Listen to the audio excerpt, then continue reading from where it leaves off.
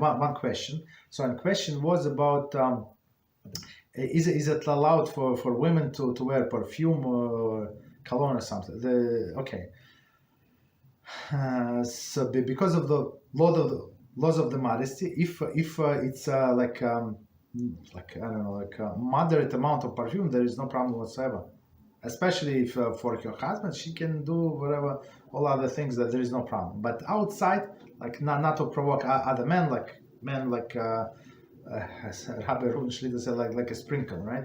Some not religious men, but some other men that they turn heads. They smell when women pass in front of them. So that's big issue. That's big issue when women overdo it.